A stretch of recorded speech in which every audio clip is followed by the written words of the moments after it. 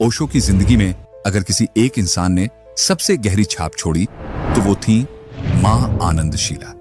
एक ऐसी औरत जिसकी मौजूदगी ने ओशो की दुनिया को नए मुकाम तक पहुंचाया। और फिर वही औरत एक दिन उस साम्राज्य को हिला देने वाली तूफान बन गई। सोचिए, एक लड़की जो कभी कैंटीन में काम करती थी कैसे ओशो की सबसे करीबी, सबसे ताकतवर और सबसे विवादित सहयोगी बन गई। ये कहानी जितनी हैरान करने वाली है उतनी ही सच्ची भी। उनका नाम सुनते ही दिमाग में एक चेहरा उभर आता है, मुस्कुराता हुआ मगर आंखों में गहरी चालाकी लिए। मां आनंदशीला, जो एक वक्त पर ओशो की परछाई बन चुकी थी।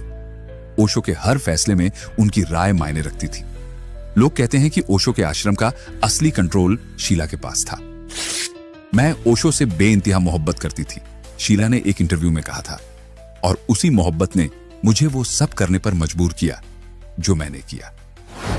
1981 में जब ओशो अमेरिका गए तो उनका ड्रीम प्रोजेक्ट था एक आध्यात्मिक नगरी रजनीशपुरम, और इस प्रोजेक्ट की पूरी कमान शीला को सौंपी गई। उन्होंने वो किया जो शायद कोई और नहीं कर सकता था। जंगल के बीचों बीच एक पूरी की पूरी नगरी बसा दी। हजारों अनुयायी वहां पहुंचे, सिस्टम खड़ा हुआ और शीला को सबने एक आयरन लेडी की तरह देखा। लेकिन फिर कहानी ने वो मोड़ लिया जिससे इतिहास हमेशा के लिए बदल गया। शीला धीरे धीरे सत्ता की भूख में डूबती गई। उनका रवैया तानाशाही जैसा होने लगा। ओशो शांत थे मगर सब देख रहे थे। 1984 में जो हुआ उसने पूरी दुनिया को दहला दिया। अमेरिका के ओरेगन राज्य में एक छोटे से शहर दल्लास में 700 से ज्यादा लोग एक रहस्यमय बीमारी से ग्रस्त हो गए।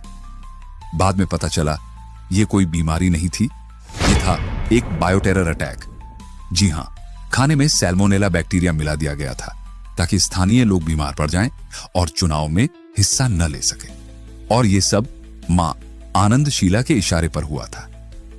यह सब मैंने ओशो को बचाने के लिए किया, उन्होंने बाद में कहा था।